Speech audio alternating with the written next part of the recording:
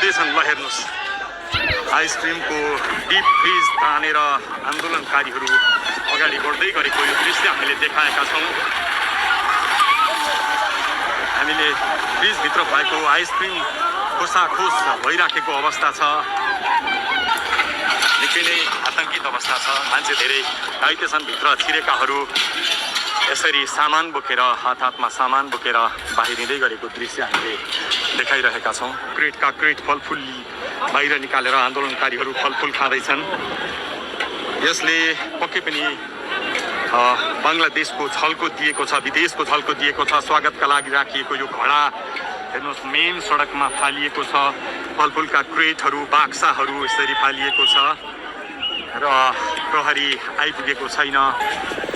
शोकेसहरू यसरी तोडफोड भइराखेको अवस्था छ। यो कोटेश्वरको हाटपट्टि हो। हेर्नुहोस्, फलफुलहरू यहाँ देख्न सकिन्छ। मानिसहरू सामान बोक्दै भाग्दै दौडिँदै गरेको अवस्था देख्न सकिन्छ। साँच्चै बङ्गलादेशको झल्को यति बेला कोटेश्वरको हाटपट्टिमा देख्न सकिन्छ। दर्शकवृन्द, आगो लगाइदिए भनेर यहाँ आन्दोलनकारीहरू कराइरहेका छन्। माथि ढुङ्गा प्रहार भइराखेको छ। यो कोटेश्वरको हाटपट्टिको दृश्य हो। दर्शकवृन्द,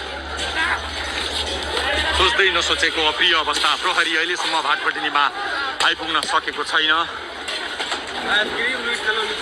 पार्किङमा राखिएको गाडी यस्तो अवस्था छ। फलफुल यत्रतत्र सर्वत्र देख्न सकिन्छ। हेर्नुहोस्, अगाडिपट्टि थुप्रो मात्रामा आक्रोशित युवाहरू आन्दोलनकारीहरूको उपस्थिति देख्न सकिन्छ। प्रहरी लगभग निष्क्रिय अवस्थामा प्रहरीले यो क्षेत्रलाई आफ्नो नियन्त्रणमा राख्न सकेको छैन। प्रहरीले नियन्त्रण गुमाएको अवस्थामा स्याउ सुन्तलाले हाटपट्टिमाथि आक्रमण भइराखेको छ। अहिलेको अवस्था निकै नै गम्भीर छ, भयावह अवस्था छ। आश्चर्य लाग्यो दर्शकवृन्द, आश्चर्य लाग्दो दृश्य हामी तपाईँलाई देखाइरहेका छौँ। कोटेश्वरको हाटपट्टिमा कोही बियर बोकेर निस्किएका छन्, कोही हुस्की बोकेर निस्किएका छन्, कोही फलफुल बोकेर निस्किएका छन्। अकल्पनीय दृश्य हामी देखिरहेका छौँ। हेर्नुहोस्, रुसलान भोटका बोकेर हिँडिरहेका छन्, फलफुल बोकेर हिँडिरहेका छन्।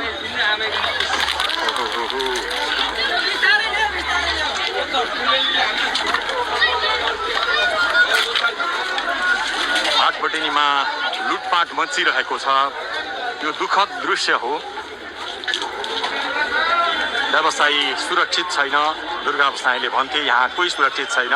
आज नेपालकै सबैभन्दा ठुलो प्रतिष्ठित व्यावसायिक घराना हो हाटपट्टि सुपर मार्केट। यो पनि लुटपाटको शिकार भएको छ, निशानामा परेको छ।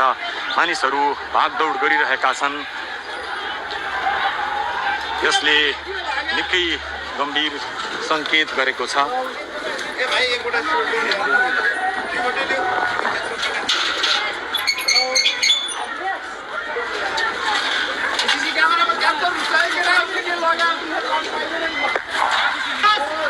सेक्युरिटी गार्डले लाठीचार्ज गरेको छ। र हेर्नुहोस्, यसरी भित्रबाट लुटपाट गरेर बाहिर निस्कँदै गरेकाहरूलाई हाटपट्टिको सेक्युरिटी गार्डले लाठीले हानेको छ।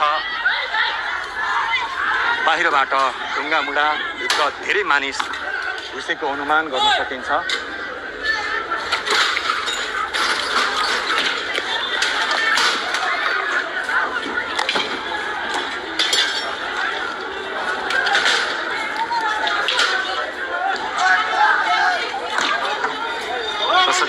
निकै नै अप्रिय अवस्था।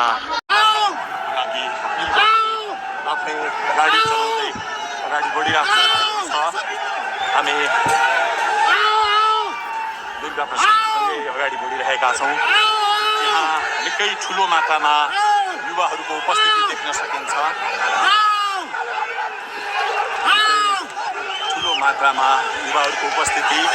प्रहरीको बार तोडेर दुर्गा प्रसाई आफै अगाडि बढ्दै हुनुहुन्छ।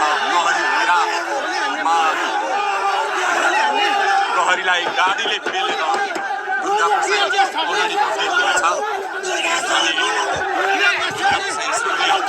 अगाडि बढ्दैछौँ। कहाँ कसैले रोक्न सक्ने अवस्था छैन।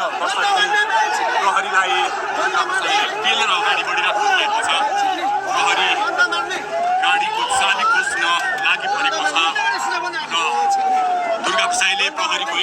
कतार तोडिसक्नु भएको छ र अब अगाडि सशस्त्र प्रहरीको टोली रहेको छ। उहाँ अगाडि बढिराख्नु भएको छ। यो गाडीमाथि प्रहरीले अन्धाधुन्दा लाठीचार्ज गरिरहेको छ। तपाईँ देख्न सक्नुहुन्छ दुर्गा प्रसाईको गाडीलाई प्रहरीले रोकिराखेको अवस्था। उहाँले यो प्रहरीका सम्पूर्ण सुरक्षा घेरा तोडेर दुर्गा प्रसाई अगाडि बढ्नु भएको छ र यति बेला तीनखुनेको यो पुलबाट अगाडि बढिसकेको छ। यो दृश्य अगाडिपट्टि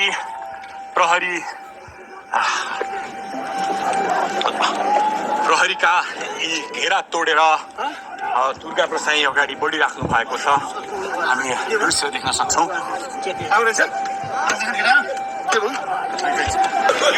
दुर्गा प्रसाईको गाडी भएको ठाउँमा प्रहरी आइपुगेको छ। प्रहरीले घेरा हालेको छ।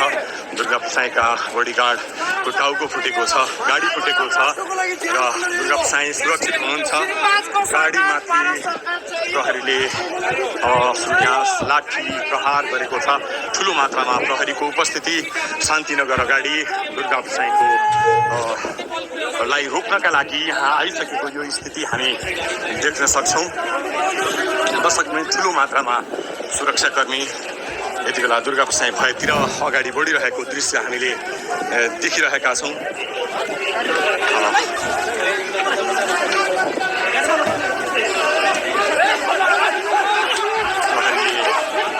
बल प्रयोग गरेको छ देख्न सक्छौँ। तपाईँ प्रत्यक्ष रूपमा हेरिराख्नु भएको छ। अब दुर्गा प्रसाईलाई सम्भवतः प्रहरीले पक्राउ गर्न सक्छ।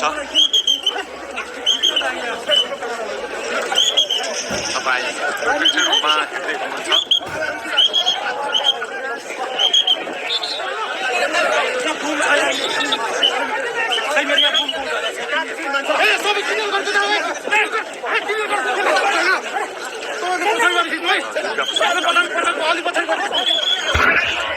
दीपक खड्कालाई दिएको छ।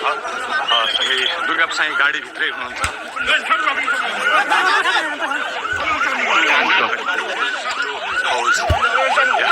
अगाडि आइराखेको छ दुर्गा प्रसाईको गाडी हामी देख्न सक्छौँ। निस्किने भनेको हामी आउनुभन्दा पहिले टियर ग्यास हानेको छ, गोली हानेको छ।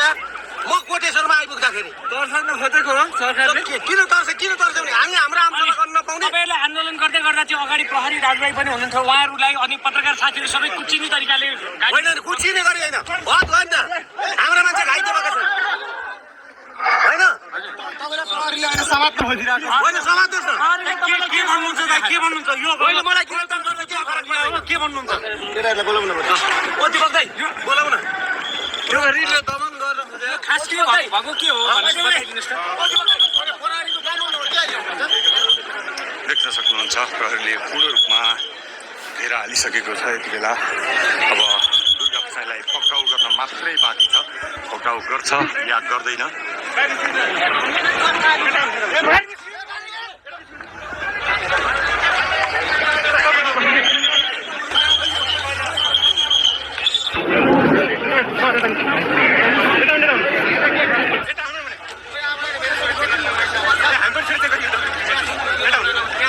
आइपुग्नु भएको छ। शान्तिनगर अगाडिपट्टिको दृश्य हामी देख्न सक्छौँ। ठुलो मात्रामा सुरक्षाकर्मीहरू दुर्गा प्रसाईलाई प्रहरीले पक्राउ गरेको छ। तपाईँ त्यस दृश्यमा देख्न सक्नुहुन्छ।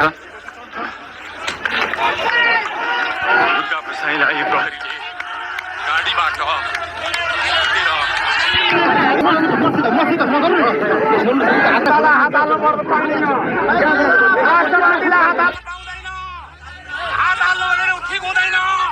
बढ्नुभएका संसद भवनतर्फ अगाडि बढ्नुभएका दुर्गा प्रसाईलाई प्रहरीले अगाडि जान दिएको छैन र आन्दोलनकारीहरू छन्। तपाईँ देख्न सक्नुहुन्छ दुर्गा प्रसाई आफ्ना समर्थकहरूका साथ अगाडि बढ्नु भएको छ। निकै बाक्लो मात्रामा सशस्त्र प्रहरी परिचालन गरिएको छ। दुर्गा प्रसाई जनआन्दोलनका सर्वोच्च जनकमान्डर बनिसके यति बेला आन्दोलन उग्र बनेको छ र यसरी सशस्त्र प्रहरीले बाटो खाली गरिदिएको छ।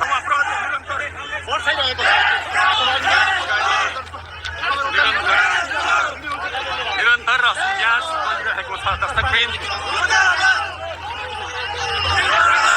बताउनुहुन्छ? स्थिति त अप्रिय बन्यो नि। यो यिनीहरूको लोकतन्त्र नाममा सामान फर्काउनलाई डटेर हिँड्छ। अब के हुन्छ? निषेधित क्षेत्र तोड्न सक्नुहुन्छ? तोड्ने हो। तोड्ने हो?